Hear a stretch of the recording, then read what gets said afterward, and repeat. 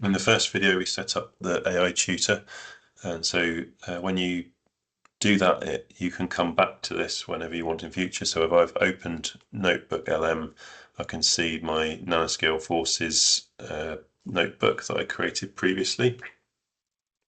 So inside the notebook, you can see all the different sources that we loaded and a kind of introduction. So I want to explain firstly why I think this is better than something like ChatGPT or Gemini. When you put something into, if you put a question, let's say about Brownian motion into ChatGPT, it will search the whole, it will have the whole internet at its disposal, and it will give you answers that will be helpful and right. But they're drawn from all over different sources who might explain things in very different ways, who might include material that's either too simple or too advanced for this course. And in any course, there's a certain approach that we take, which the AI won't know about. But the beauty of this system is that what it's doing is using my notes as a sort of basis to try and give you its answers. So it will always be trying to answer things in such a way that it's helpful in terms of the way I've explained things in the course.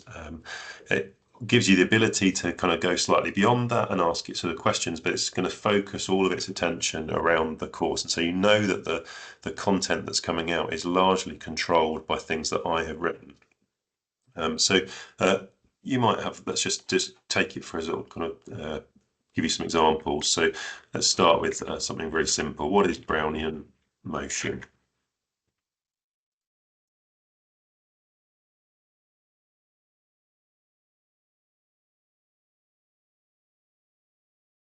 So it comes back with an answer that's come from the notes. So what I really like about this is, for example, it will tell you where in the notes it got its answer from. So here you can see that these little numbers that are a thing. If I double click on that number, you can see that it highlights the bit of the note material in that first lecture where it's got that from.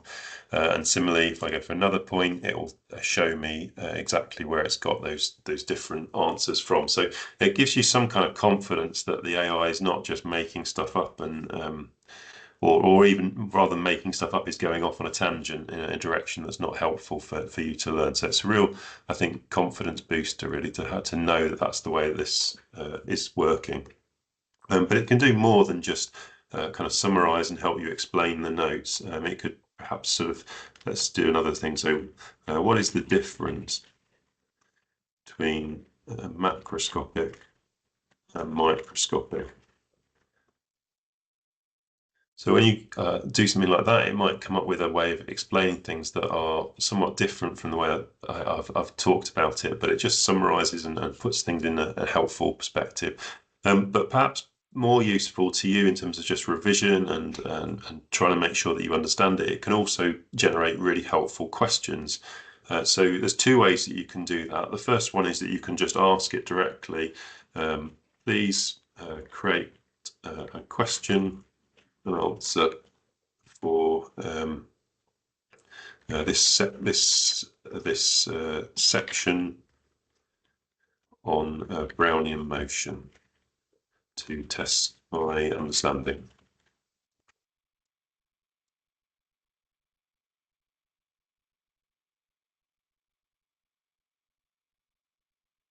So here you can see it will pump out some questions and gives you the answer to make sure that you've understood it. And you could ask it just to give you the question and then to give you the answer, so you don't sort of have it right in front of you. One thing that can be quite helpful is to recognize that it's using all of the source material at the moment. So you might want to try and just restrict it down to a certain lecture or thing by deselecting and selecting these things over here. Another way you can get quiz questions is if you can generate, using these little cards, different types of resource. So I've clicked earlier here on the quiz, and you can see now if I click on the quiz, it's created some multi-choice questions that are related to the course material. So you can do that. You can select the right answers. You can move on to the next one. It will also give you a little hint just to help you jog your memory if you're working on that. So it's good sort of at the end of maybe every week, you can just test your understanding and make sure that you're doing the right sort of things.